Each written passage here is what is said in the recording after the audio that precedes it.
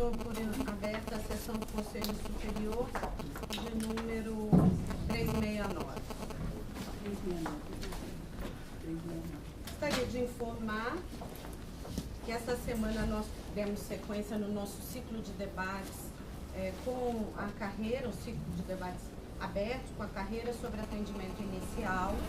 Esse é um momento para nós muito importante, porque nós estamos conseguindo terminar a reforma daqui do prédio da Boa Vista 150, que todos já sabem, aquele espaço que nós tivemos cedido pelo governo, será um espaço de atendimento muito mais humanizado da Defensoria Pública, com possibilidade de quase 400 lugares, mais de 400 lugares sentados, de modo que a gente vai finalmente, depois de tantas dificuldades, conseguir deslocar o atendimento inicial que é feito na Avenida Liberdade, como todos conhecem, e com todas as dificuldades que nós temos, pessoas que têm que ficar muitas vezes aguardar do lado de fora, na rua, já tivemos uma sensível melhora durante esses anos, mas nunca desistimos de tentar mudar esse atendimento e transformar um atendimento muito mais digno e humanizado.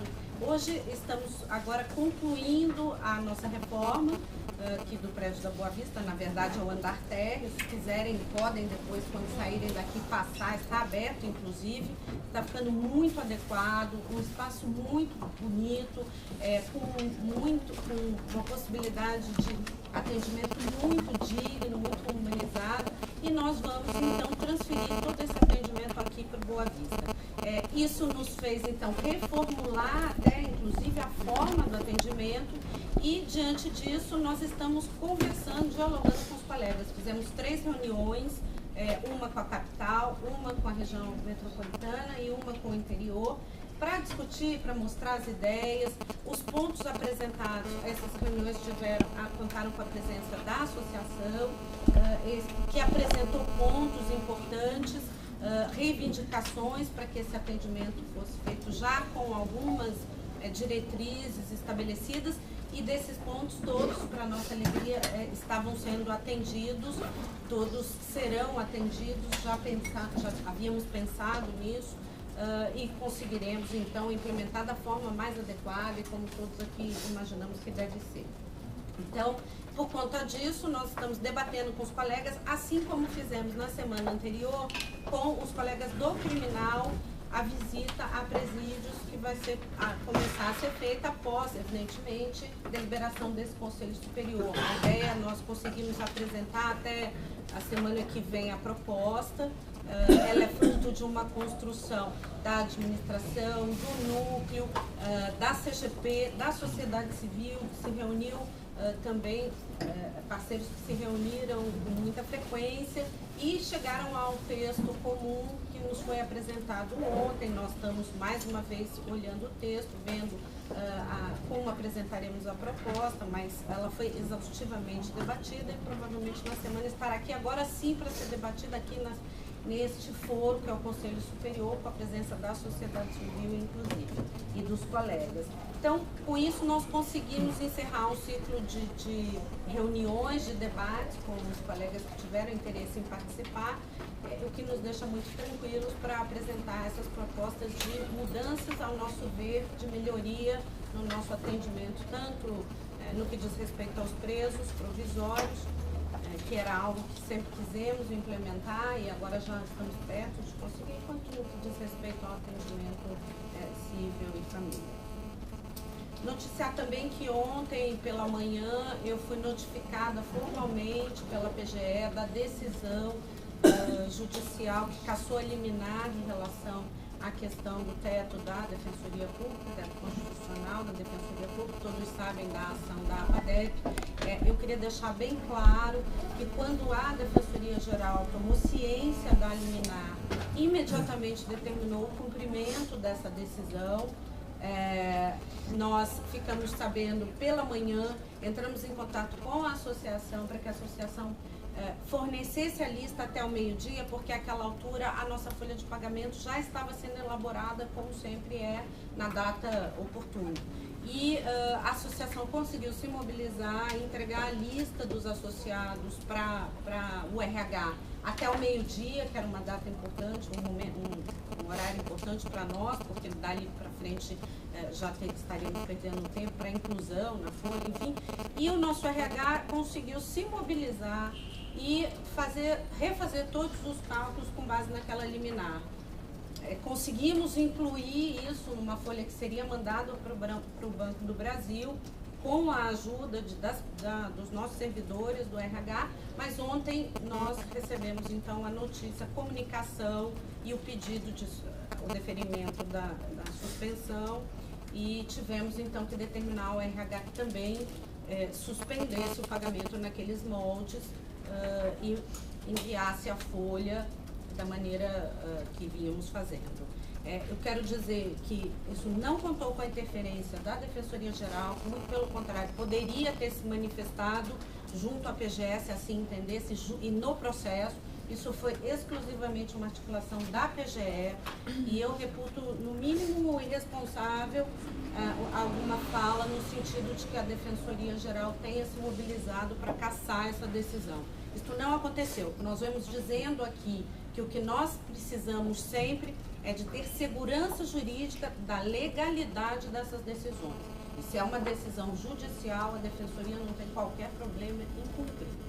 Também não vai se mobilizar e entrar no mérito para caçar ou procurar a PGE para articular, e tenho lido mensagens nesse sentido e quero dizer que não são verdadeiras essas informações.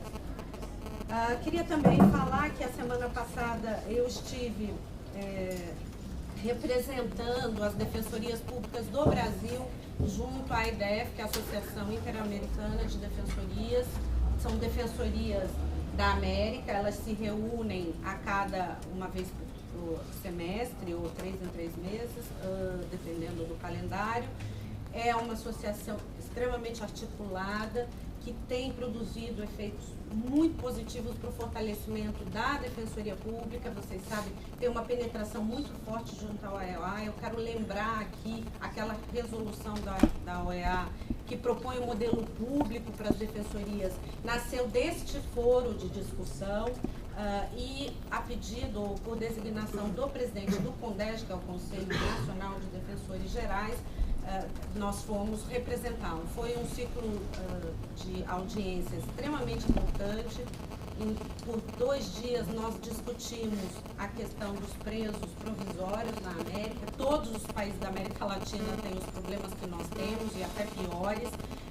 Nós temos um trabalho muito avançado junto ao Eurosocial de proposta de monitoramento dentro dos cárceres, forma de atuação com presos condenados e provisórios. As defensorias públicas já se mobilizam para fazer esse trabalho, toda a América já estão fazendo, e para minha alegria, todos os manuais que foram produzidos nesse sentido pela AIDEF junto à OEA, junto ao Eurosocial, eles convergem com o manual que nós aqui, com os questionários que nós aqui elaboramos para os defensores que passarão a fazer as visitas em presídios, que são os defensores do criminal, basicamente. E fiquei muito contente porque nós estamos trilhando um caminho que está sendo trilhado já pelas defensorias da América. Todas estão engajadas nesse sentido, e agora as defensorias do Brasil também, porque isso é a nível nacional. Eu estava lá representando não a Defensoria Pública de São Paulo, mas em nome do Conselho de Defensores Gerais. Todas já se mobilizam para esse trabalho aqui também no nosso país. Então, fiquei muito satisfeita com o resultado dessas reuniões. Pude ter fala junto à OEA, e a nossa fala foi no sentido de uma intervenção da OEA junto ao Supremo Tribunal Federal no julgamento do recurso extraordinário que trata da questão do semiaberto, da ausência de vagas no regime semiaberto. Vocês sabem, nós estivemos lá falando na audiência pública. O nosso pedido é para que interferissem, para pedir a agilidade neste julgamento, e também para que tivesse um resultado positivo no sentido de que essas pessoas pudessem aguardar em regime aberto. Então fizemos uma fala nesse sentido e queremos acreditar que haja uma mobilização, talvez seja muito profícua junto ao Supremo Tribunal Federal. Então, são essas as notícias da semana. Depois as subdefensoras vão falar exatamente sobre as reuniões, se algum defensor quiser tirar alguma dúvida, algum colega, conselheiro, enfim, mas vão fazer o relato mais detalhado.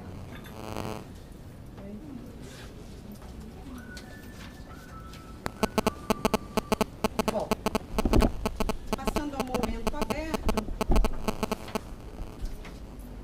eu chamo a Maicon, que vem aqui como vice-presidente do CONDERJ, e está com a palavra. Bom dia a todo mundo. Eu sou, vocês me conhecem, acho que precisa me apresentar. Nós terminamos o mandato do CONDEP hoje à tarde, mandato com o nosso último momento oficial, que é a elaboração da lista tríplice para a nova ouvidora. E deve tomar posse o novo grupo da sociedade civil do CONDEP. Eu só queria aproveitar este momento para agradecer a colaboração que a Defensoria em todas as suas ordens tem dado ao CONDEP nestes 2 anos e dizer especialmente a participação do defensor Rafael, que tem sido um elemento muito bom para nós e espero que ele continue. Acho que foi a primeira coisa. A segunda, que eu vinha de qualquer jeito, depois nós temos um outro problema. Nós estamos com um problema com os convênios das entidades sociais. Eu sei que tem defensores que acham que deve acabar com os convênios com as entidades sociais. Mas eu que venho de longe, desde convênios com o PGE, especialmente o convênio que nós tivemos no Vale do Ribeira, que eu acho foi o que deu base para que o núcleo de defensoria no registro podia ter o sucesso que ele tem hoje, porque já tinha um conhecimento do trabalho de defensoria e já tinha um trabalho realizado antes da chegada da defensoria. E há uma participação muito importante das entidades de gestão social, as entidades ligadas aos movimentos sociais, como um braço longo da defensoria. Eu acho que há necessidade de realmente estudar com carinho esta questão dos convênios, as mudanças que tem feito no texto dos convênios através dos anos, ao meu ver, realmente prejudica as entidades. Eu hoje teria dúvida se eu, apesar que eu entendo que este convênio é muito importante para a defensoria e sinto muito o que está acontecendo, eu acho que com o texto do convênio hoje eu não consideraria nenhuma entidade assinar convênio. É um convênio leonino com as mudanças que foram feitas. E isso cria muitos problemas. Eu acho que precisamos refletir nisto. Porque, como vocês sabem, eu sempre acho que defendo a Defensoria Pública em tudo. Mas eu acho que a Defensoria Pública tem que reforçar a sua ligação com o movimento social. Eu entendo que os convênios é uma maneira. Eu sei que podem ter problemas com o Tribunal de Contas do Estado, mas acho que a gente tem que sentar e discutir com os Tribunais de Contas do Estado. Especialmente desde que o promotor que está lá, é um defensor público, é a Defensor Pública da União. Então, que tem uma visão da defensoria. Mas nunca nós sentamos como as entidades sociais, a Defensoria, o Tribunal de Contas e quem mais precisava para discutir estes convênios. E com isso, o convênio do AB cresceu e os convênios das entidades ficaram parados. E esta semana passada nós tivemos uma situação muito grave com o convênio da ASBRAD, que eu vou pedir para a Dalila explicar. Eu sei que vocês estão, como nós, saindo, mas eu queria registrar isso e o novo conselho, ou vocês que podem, se tem tempo, realmente pensem em alguma maneira para nós sentarmos e discutir isso. Obrigada. Obrigada, Maicon. Queria registrar só participação histórica no processo de afirmação da Defensoria. Quero sempre agradecer muito, te parabenizar. Sei que você está indo embora, para a nossa tristeza, mas obrigada pela sua participação. E quero, sua fala já disse tudo. A gente, de fato, tem historicamente essa relação com as conveniadas, mas temos sofrido severas imposições por parte do Tribunal de Contas do Estado. Severas. Esta semana mesmo nós tivemos uma duríssima em relação ao convênio da FUNAP, determinando a alteração dos termos desse convênio sob pena de não contar com, aspas, o beneplácito do Tribunal de Contas do Estado. É isso que está dito. Então, a assessoria de convênios tem tido dificuldade para manter os convênios na base que eles eram feitos desde os tempos da PGE. E cá para nós, do ponto de vista do interesse da Defensoria, dos resguardos, do equilíbrio financeiro entre convenientes, a Defensoria herdou um modelo muito equivocado que vem dos tempos da PGE. Então, nós temos sido alertados constantemente pelo Tribunal de Contas, e aí é uma questão de fato que o gestor tem que seguir. Claro que o diálogo é fundamental, nós não nos recusamos a tentar achar alternativas desde que elas sejam viáveis para a gestão e perante o Tribunal de Contas, evidentemente. Mas eu acho que vocês podiam aproveitar mais as entidades na discussão com o Tribunal de Contas. É isso que não há houve bem essa abertura, né, para discutir nem de Defensoria para dizer para os convênios o que são os problemas e nem fazer uma discussão. Isso acho que podemos tentar fazer essa aproximação e pedir mesmo para a assessoria de convênios se dedicar a uma relação um pouco mais próxima para explicar os problemas que muitas vezes ficam aqui no nosso universo e as conveniadas talvez não compreendam. Só queria fazer uma observação, para mim é bastante importante na sua fala. O convênio da OAB não cresceu, muito ao contrário, diminuiu. Né? Hoje nós temos sensível queda no número de indicações e no número de repasse, no valor de repasse para a OAB.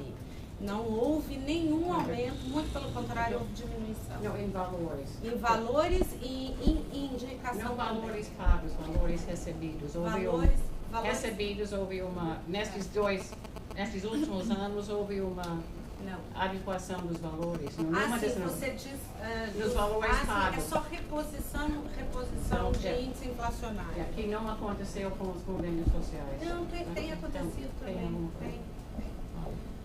Nós temos uma regra que é para todas, nós procuramos seguir, enfim. Mas a gente pode depois se reunir separadamente. Ok? Mas esse registro é muito importante porque essa é uma meta da Defensoria Pública. Nós não queremos aumentar o convênio com a OAB, e isso tem acontecido. O número de indicações caiu e o repasse da Defensoria para a OAB caiu sensivelmente. Bom, eu chamo a Dalila, então, que vem o presidente da ASBRAD. Bom dia a todas e a todos. Eu queria agradecer a minha querida amiga Maicon por estar nos acompanhando, as colegas, a doutora Kelly, a Mislene, a ouvidora, a doutora Luciana, a senhora, a doutora Daniela. É a segunda vez que eu tenho a oportunidade de vir nesse momento aberto e num momento muito crítico para a nossa história, porque a nossa história se mistura um pouco com a luta pela instalação da Defensoria no Estado de São Paulo. Foi uma luta nossa, dos movimentos, de batalhar para que essa instituição fosse realmente algo que a gente pudesse contar, né? Então, a nossa história é uma história de luta, defendendo sempre a Defensoria. Nossa história vem de uma fundação em 1997 por um grupo de mulheres que até o ano 2000 trabalhou voluntariamente de advogadas, porque existia uma lacuna, existe ainda na cidade de Guarulhos, relação à questão da violência contra a mulher e contra a criança, o tráfico de pessoas, exploração sexual, abuso, enfim, uma árvore frondosa de violação dos direitos da pessoa humana.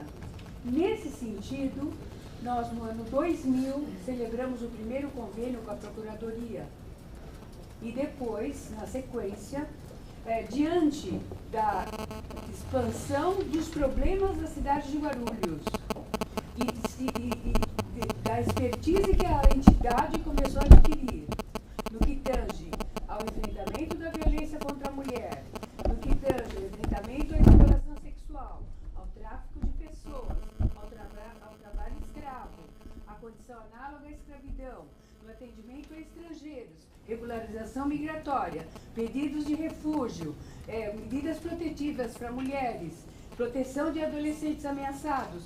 Nós temos hoje mais de 5.000 ações tramitando na cidade de Guarulhos. Mas nós somos guerreiras que vivemos constantemente numa briga entre o rochedo e o mar. Eu sei que é uma expressão que eu digo que nós somos o marisco, porque nós somos pequenos para uma briga tão grande. E essa briga que existe, que nos causa muito desgaste, porque nós trabalhamos muito, nós lutamos bastante, como os senhores trabalham, e eu os acompanho também no grupo de estudos de trabalho Mulheres Encarceradas. Nós fomos surpreendidos ano passado com uma fiscalização do Ministério do Trabalho e Emprego. Nessa fiscalização, ela veio muito, na nossa visão, muito interessante, porque ele vinha com pontos já como checklist de coisas que ele tinha que observar, né? E aí, esse ano, nós também fomos surpreendidos com uma intimação para comparecermos no Ministério Público do Trabalho para assinarmos uma TAC. Quando nós lemos os termos da TAC, nós imediatamente conversamos com o defensor coordenador de Guarulhos, que é o Dr. Augusto, que entrou em contato com os defensores aqui em São Paulo, e nós tivemos uma reunião, inclusive com a atenção de um assessor jurídico. Porque nós não podemos concordar com o que está aqui, nós não temos condição de assinar o que está aqui, porque o convênio que nós, como o próprio assessor jurídico nos orientou, nós nos posicionamos junto ao MPT no sentido de dizer que o convênio da Defensoria conosco é esse e existe uma trava para nós.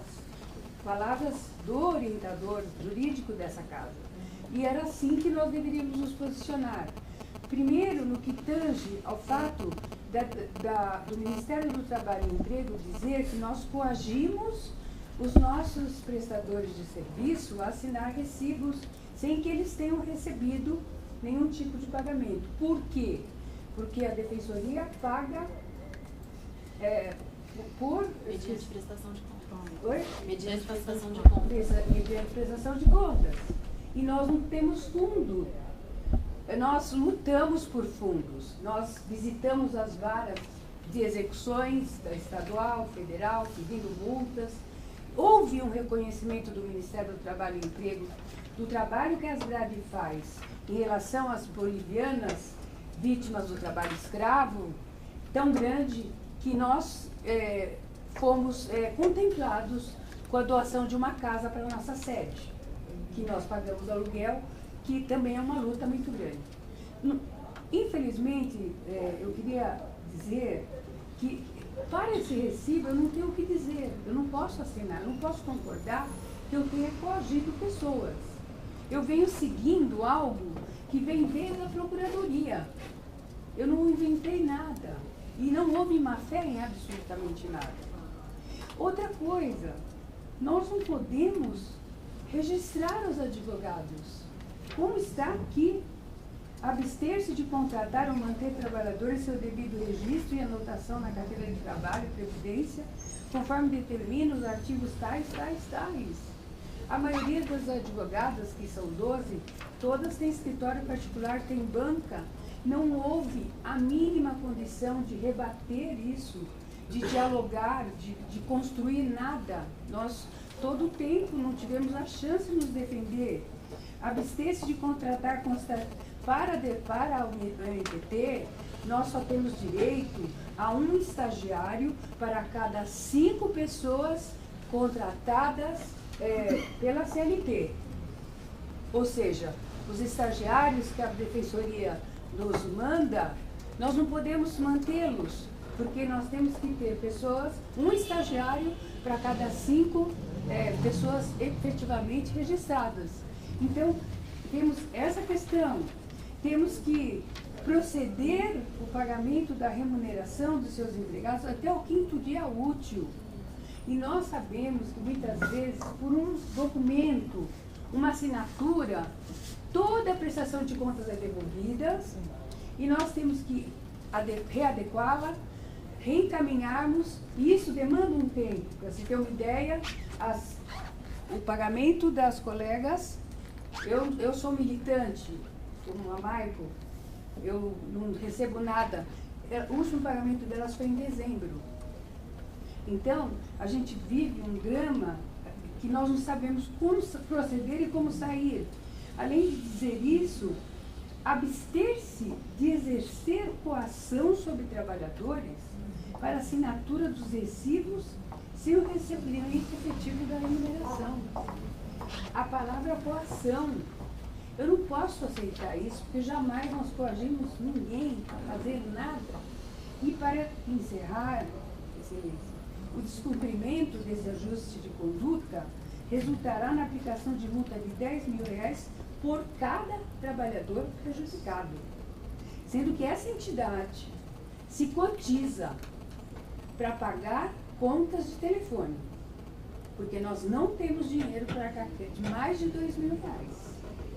As próprias advogadas, todo sábado nós fazemos bazar para vender roupas usadas, para arcar com gastos, com custas, com pagamento de deslocamento de advogadas para cá e para lá. É uma sobrevivência difícil. Talvez seja algo não tão importante, mas para a nossa história de luta, é uma história de luta e sobrevivência. A nossa entidade já atendeu praticamente 60 mil pessoas. Isso tem um significado. Isso tem um significado humanitário, porque o nosso atendimento sempre foi interdisciplinar, sempre teve o caráter do respeito à dignidade da pessoa humana, e por nós já passaram muitas pessoas que foram beneficiadas, centenas, milhares de pessoas. Então, nesse sentido, eu necessito, peço encarecidamente a atenção das senhoras e dos senhores, porque nós temos 30 dias para tomar uma atitude. A promotora nos disse que a nossa proposta para a defensoria deveria ser de enxugar o número de advogados, registrá-los formalmente e dividir a banca entre esses. E assim seguir sem que se perca a relação de confiança que se estabeleceu entre o assistido, a assistida, a maioria são mulheres vítimas de violência, entre a assistida e a advogada. Essa foi a proposta que ela nos fez, que é uma proposta que eu não sei até que ponto os senhores e as senhoras vão considerar. E assim nós estaríamos, do ponto de vista da contratação formal dos advogados, observando o que foi pedido. No que tange aos estagiários, a advogada que voluntariamente trabalhista nos acompanhou, rebateu o posicionamento dela quanto à situação dos estagiários, dizendo que os estagiários são regidos pelo Estatuto da Ordem dos Advogados do Brasil e que ela não pode impor esse tipo a lei dos estagiários naquilo que diz respeito à advocacia. Enfim, é uma questão que foi posta e nós temos 30 dias. Eu não tenho a mínima condição de assinar esse ataque. E o pior que aconteceu naquela oportunidade foi quando a promotora disse: pois a senhora, pelos relevantes serviços prestados, eu assinei essa casa, mas a senhora está disposta a enfrentar uma ação civil pública? Eu falei: Excelência, eu não estou. Eu não estou, eu tenho 65 anos, eu luto há muitos anos, eu sou militante dos direitos humanos, eu trabalho nessa luta e eu não me sinto em condições físicas e psicológicas de enfrentar uma ação civil pública. Eu não sei como começa e muito menos como ela vai terminar. E é nesse sentido que eu peço encarecidamente o apoio, a atenção e a orientação da senhora e do senhor. Muito obrigada. As outras inscritas também vão falar sobre esse mesmo assunto?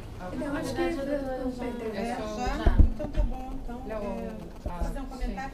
É com muita... Só ela que vai falar sobre o mesmo assunto. Vai? Então tá bom. Bom dia a todos e todas. Eu sou Luciana Bedeschi. Hoje eu estou no Centro Gaspar Garcia de Direitos Humanos, no programa Centro de Referência de Direitos Humanos. Nós temos convênio com a Secretaria Nacional de Direitos Humanos. Mas eu também trabalhei com a doutora Michael em 2005, no convênio no Vale do Ribeira. Eu sei do legado que nós deixamos, né, de trabalho e também de teses jurídicas para a defesa de territórios quilombolas. Então, reforçando, eu acho que é preciso olhar com muita seriedade o que se quer com essa tipologia de convênio e como ela se difere de outras tipologias de convênio. É importante considerar que os profissionais que estão nesses convênios, eles também estão afinados com as finalidades da Defensoria Pública e trabalham com pouquíssimos recursos.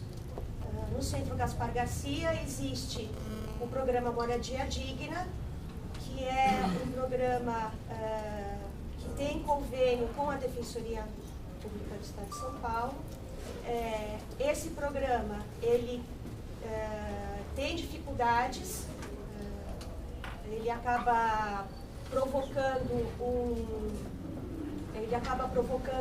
um dimensionamento de demanda que muitas vezes impede o fortalecimento de um trabalho social, né, que esse deveria ser a finalidade dessa tipologia, que são os convênios com as entidades, né? Considerando que a prática jurídica, que é o que o convênio proporciona, ela deve propiciar aí no trabalho das entidades uma formação em direitos, né, um pouco mais qualificada, né, com formação de grupos de estudo, né. Além disso, auxiliar essa prática jurídica, auxiliar também na incidência em políticas públicas, que é um trabalho que as entidades também fazem. Então, o trabalho e a prática diária com as ações, com o que está acontecendo no judiciário, decisões que são tomadas, enfim, teses jurídicas, elas também alimentam uma parte importante de trabalho dessas entidades, que é a incidência em políticas públicas. Eu acho que isso precisa ser considerado. Eu acho que é importante que o Conselho Superior analise essa questão, oriente a Defensoria para que veja com melhor olhos essa tipologia de convênio e de que forma isso também pode servir de defesa para o Tribunal de Contas do Estado, que parece que não está entendendo essa tipologia de convênio, que é diferente da tipologia de convênio OAB, que é o atendimento em si, que é diferente um pouco do convênio universidade, que é a formação de profissionais. A tipologia de convênio com entidades, ela tem suas especificidades. E ela também pode ter alguma qualificação à medida que esses problemas são olhados. E que, como a doutora Maria falou, à medida que a gente também sabe quais são os problemas que estão sendo impostos para a Defensoria, porque de uma certa forma a gente também não sabe que tipo de pressão vocês vêm recebendo para que esses convênios sejam eliminados. Para que a gente também possa se posicionar. É isso, obrigada. Então, em relação até a sua última colocação, que tipo de pressão, eu não sinto isso. De fato, não é isso que eu sinto. O Tribunal de Contas, ele tem lá suas regras muito postas, muito claras, e a Defensoria é uma instituição muito nova. Nós, neste momento, estamos sob auditoria, por exemplo. A CGA está aí há uma semana com todos os processos abertos e expostos para o Tribunal de Contas. É verdade que essa intensificação de fiscalização, ela vem acontecendo ao longo dos anos, mas porque a Defensoria está se tornando uma instituição cada vez mais conhecida. Então é natural que o tribunal se preocupe e queira ver se ela está dando a oportunidade de abrir para todos os interessados, e aí entra, claro, a questão de qual é a finalidade dessa conveniada que está fazendo uma proposta de convênio para a Defensoria, ou vice-versa, enfim. E essa é uma preocupação do tribunal, que a Defensoria abra por meio de uma concorrência, enfim, para todos que quiserem apresentar o seu trabalho. Nós estamos trabalhando num edital de chamamento de entidades interessadas. Vamos fazer isso para cumprir os requisitos do tribunal, mas não vejo nenhum tipo de pressão em relação às entidades que nós temos, já com as quais nós temos convênio. Não senti isso, e também nem falando agora da Asbrad, nunca nos foi tocado nenhuma questão relacionada à Asbrad, por exemplo. Temos problemas com outros convênios, mas a Asbrad ainda não chegou aqui nada relacionado a isso.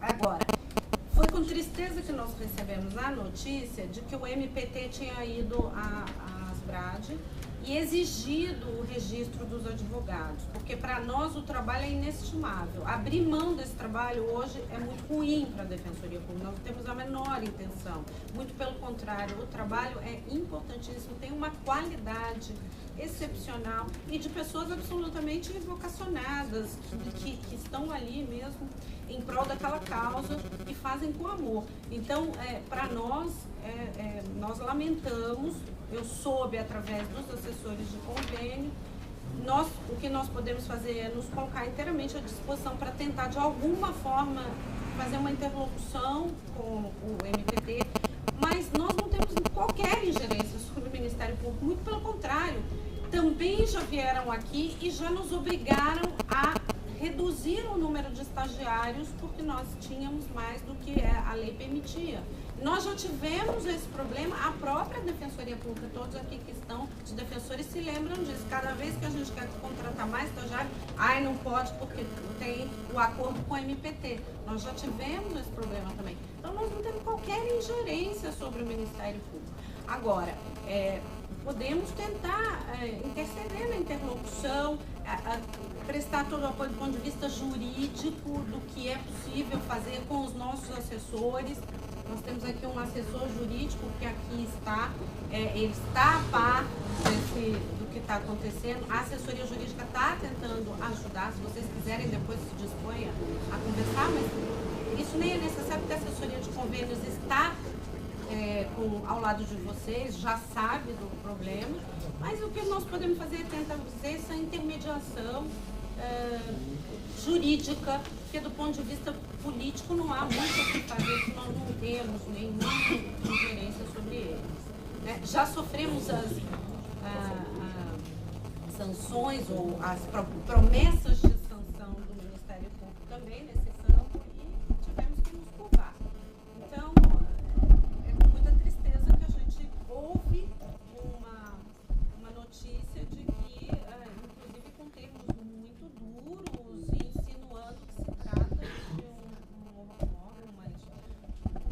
uma entidade que não é séria e que não respeita os seus trabalhadores. Isso é lamentável, mas vamos afinar essa conversa depois, com a presença dos nossos assessores, se quiserem. Nós estamos inteiramente à disposição para prestar essa assessoria jurídica que for necessário para essa interlocução com a MPT. Doutora, só uma pergunta. A senhora já, na história da Defensoria, que é muito nova, eu sei, os senhores já tiveram uma situação como essa? Em relação aos estagiários, sim. Não, em relação aos advogados. São servidores públicos. Não, com as Não, conveniadas. Com os conveniados. Com os conveniados, não. Foi a primeira notícia que nós... Porque há existência de outros convênios, o mesmo serviço prestado. A primeira vez que nos chega, a nossa preocupação é de que isso seja uma praxe. Exatamente. Isso é nosso, por isso que nós... Por isso que Guarulhos tem o 0800 como projeto piloto. E a ideia que se ouve é que iria começar por Guarulhos e que iria se expandir. Não tem conhecimento Aí, disso. O não. 0800 nada tem a ver com isso. Não. Esse tipo de fiscalização, de pressão. Então, nós, confesso que nós não sabemos o que fazer. Primeiro que por trás desses números tem pessoas que passaram por violência, pessoas que confiam na gente. É muito mais do que um papel ou um processo, são seres humanos, né? Então, nesse sentido, eu pergunto se existe a possibilidade desses funcionários serem contratados? Não. Adequação de convênio? Pela defensoria? Sim. Não existe. Não, a contratação seria pela entidade, mas se haveria uma Mas proposta... eu gostaria de que isso fosse discutido numa reunião específica para vocês, junto com a assessoria de convênio, assessoria jurídica. O Conselho já tomou conhecimento, está à disposição para qualquer questão, mas a situação é muito particular, específica, e a gente pode tratar. Não tenho notícia de que está acontecendo com outras conveniadas. A notícia que me chegou foi essa, e que é uma relação da Asbrad com a MPT. A Defensoria pode tentar ajudar? Pode. Mas, como eu falei, pouca ingerência nós temos. Mas nos colocamos à disposição para tentar ajudar. Bom, continuando o nosso momento aberto, eu chamo então agora o Antônio Maffezoli, nosso defensor público de São Vicente. Então, para falar. Bom dia a todas e a todos. Eu venho aqui ao Conselho novamente, depois de algum tempo, tratar de um assunto que eu reputo muito importante, acho que crucial para o nosso futuro institucional, que tem a ver com as recentes reuniões mencionadas pela Daniela para tratar do atendimento inicial. Fiquei muito animado de ver as notícias, os convites para as reuniões abertas na semana passada sobre atendimento a preso provisório, que é um assunto que eu tinha trabalhado diretamente ainda quando estava aqui no Conselho, e esta semana em relação ao atendimento inicial especializado, e animado pela perspectiva de começar a discutir democraticamente e com todos, inclusive com a sociedade civil, a construção de uma forma de atuar, né? Que no final é uma política pública para atender uma determinada demanda do nosso serviço que a gente é responsável. E fiquei aí, logo em seguida fiquei estarrecido, bastante preocupado com a notícia que tive da reunião, através do relato da PADEP, acho que foi o único relato que saiu, se não me engano, especificamente em relação à capital, que falava de que o modelo apresentado, né, ia ser implementado em cerca de 10 dias, já para início de abril, com a inauguração deste prédio aqui do lado, que não havia muito espaço para discussão e para contribuições. Chegou, né, no relato a ser narrado uma história de que o script, né, que imagino seja o fluxograma do atendimento, das pessoas que vão prestar o atendimento telefônico, não poderia ser alterado por questões contratuais com a empresa tal, que foi contratada. E aí, juntando com várias outras coisas que eu vou mencionar agora, fiquei muito preocupado, e por isso que venho ao Conselho. Algumas das preocupações.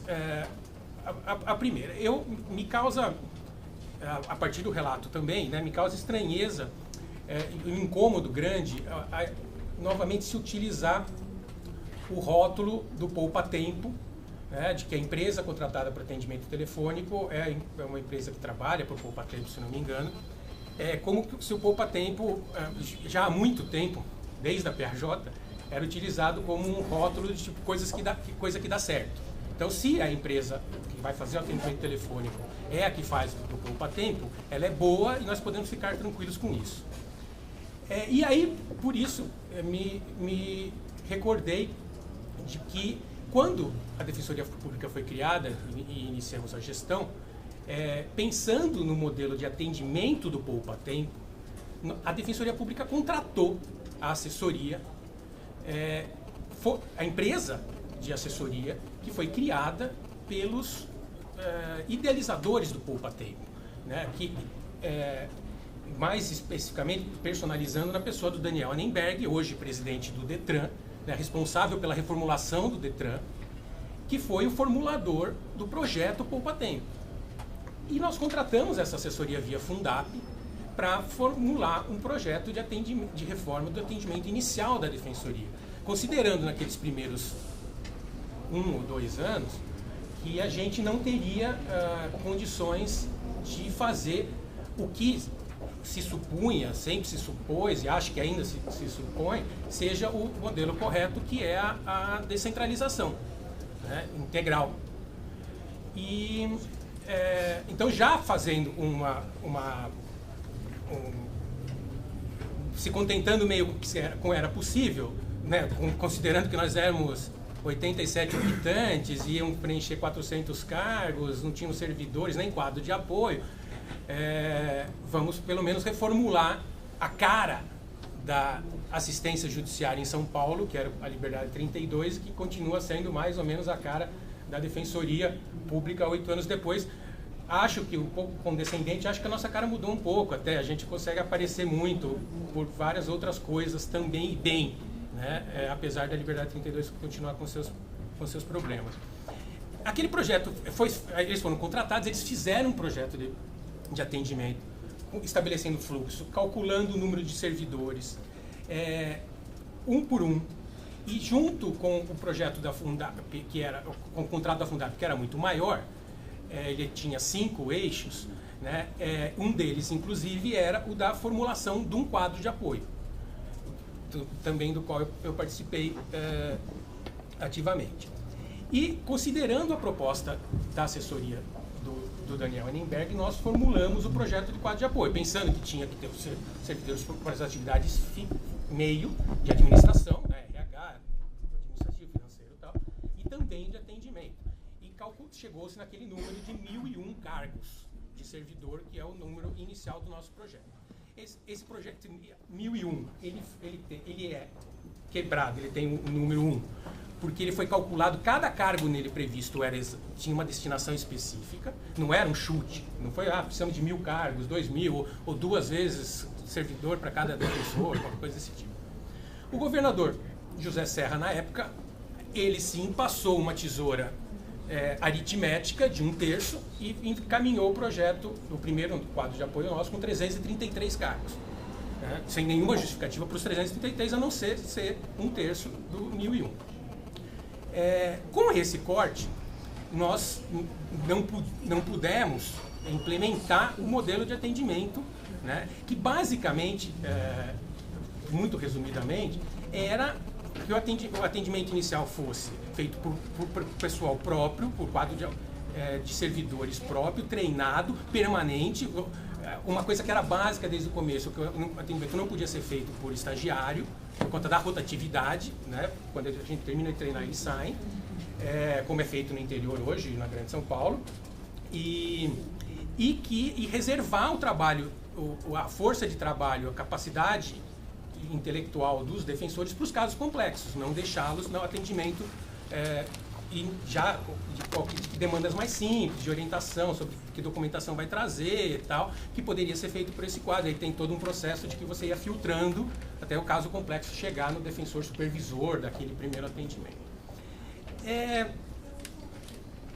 Tudo isso eu me lembrei por conta da empresa telefônica do Poupa Tempo agora.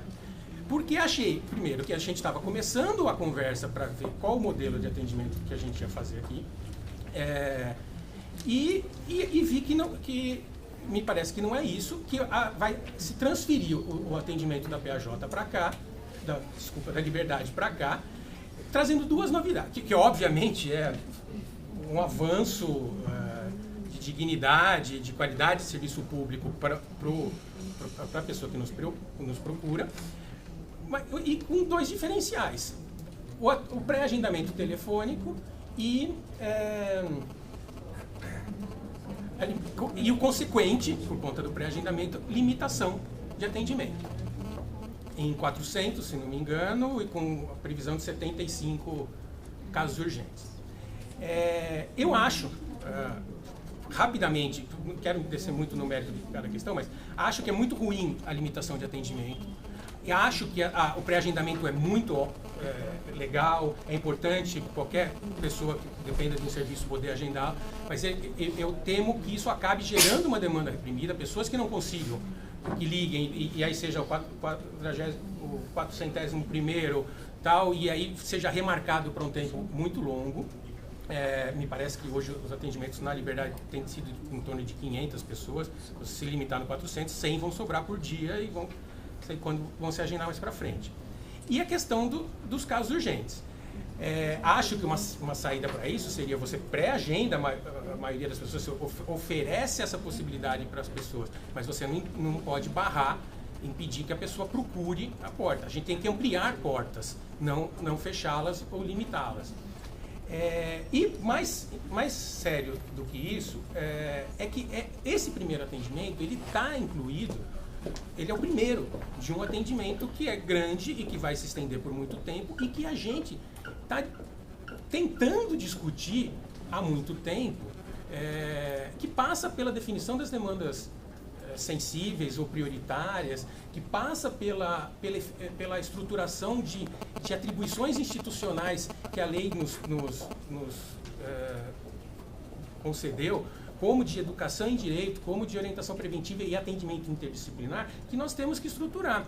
Aí nós passamos, no final do ano passado, por um momento de discussão aqui sobre as demandas sensíveis, prioritárias. Houve uma consulta pública, acho que o prazo foi em janeiro, porque pelo menos foi em janeiro que nós trabalhamos, alguns colegas, para encaminhar sugestões.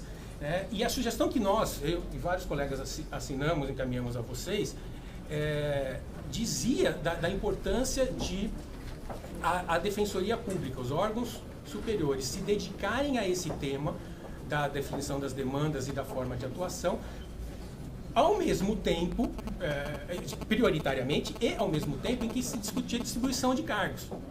Porque só com cargos se consegue fazer isso. A gente não conseguiu implementar esse modelo do poupa-tempo há 6 anos atrás, porque nós não tínhamos cargos, nem de defensor, nem muito menos de servidor. Hoje nós temos vários cargos de defensores e de servidores, que inclusive poderia chegar na questão da descentralização, efetivamente, pelo menos dos grandes polos, Fazenda, Santo Amaro e na Leste, o primeiro atendimento, inclusive. O que precisa para fazer isso? Cargo, botar mais defensor lá e colocar servidor. A instituição tem esses cargos à disposição. E se a gente não fizer isso,